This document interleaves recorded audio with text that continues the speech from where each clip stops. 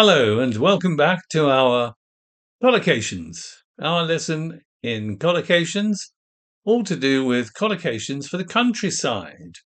Because as you know, in England, there is a lot of countryside. And our first collocation is uninterrupted view. Our second collocation is panoramic view. So if it's panoramic, it means you can see all the way around, like 360 if you like. But yeah, that's what it means. And an uninterrupted view, it means that if you look out of your window, you just see the countryside, the fields, and there's nothing going to block your view. It's uninterrupted. A spectacular view. Well, we often use the word spectacular to do with fireworks. Um, November the 5th is Guy Fawkes Night or Fireworks Night in Britain. And anyway, they show you these fantastic fireworks displays, but we prefer to say it's a spectacular display or a spectacular view. Enjoy a view, admire a view. Well, I certainly admire the spectacular views of the fireworks, I must say. Breathtaking scenery. It's when you look out and you sort of, oh my goodness, that is a fantastic. Look at that. It's breathtaking. It takes my breath away when I look at the scenery, the valleys, the hills.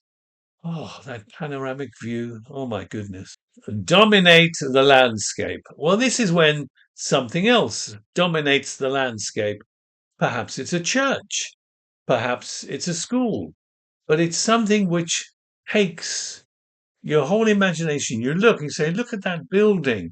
It absolutely dominates the landscape. Of course, it could be a forest, it could be anything. But when it's sort of its image is controlling of the view, it dominates the landscape. The landscape is the land, the hills, the valleys. Beach stretches. These are long, long beaches, like they stretch all the way down. And our next collocation is sandy beach. That's when you have a beach like Levante Beach in Benidorm.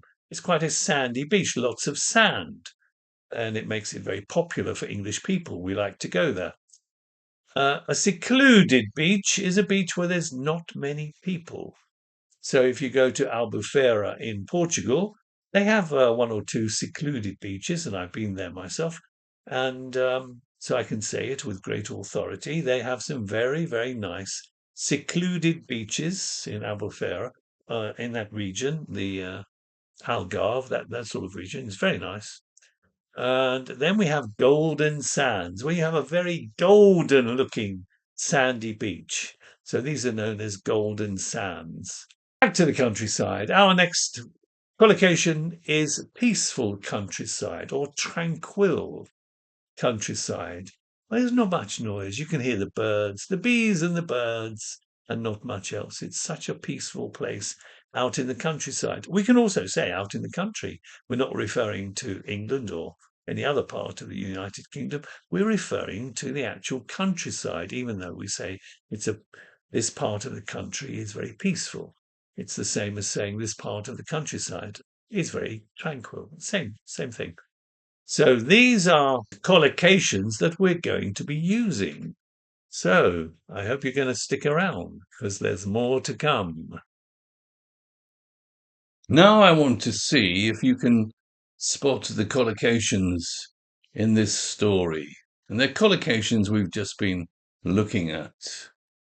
Martha had consistently dreamed of leaving the city behind. After years surrounded by noise and concrete, she finally made the leap, exchanging her urban life for a tiny village nestled within rolling green hills and open fields. It didn't take long for her to fall in love with it. Every morning she greeted with fresh air and birdsong, a world away from the life she'd known. The slower pace took some getting used to. but Martha found it refreshing. People here worked hard, yet never seemed too busy to stop and appreciate the world around them. Calm evenings and skies full of stars became her favourite part of the day. Quiet delights she'd never had the chance to notice before. She started spending time on her neighbour's farm, learning the rhythms of animal care and outdoor work. There was something steadying about it.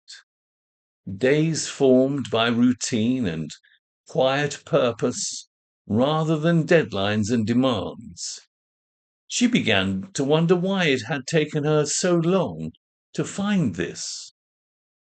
The village had a coziness that seemed nearly old-fashioned in the best possible way. Neighbours looked out for one another, traditions were kept alive, and nobody seemed to measure their worth by how much they owned or how packed their calendar was. It was a gentler way of living, and it suited Martha far better than she expected. In time, she stopped thinking of it as an adjustment and started thinking of it as home. Everyone knew her name. People checked in on each other. The community felt more like an extended family than a place. Martha realized, perhaps for the first time, that this was exactly the life she'd been searching for all along. Did you get any collocations from that? Yeah, there's one or two in there. Anyway, it's been great having you on board with this. And I hope that you could leave me a like and subscribe to the channel. Maybe even share this video with a friend. It all helps with the algorithm. And don't forget to leave a positive comment. But for now, it's goodbye from me. Thanks for checking in. Bye for now.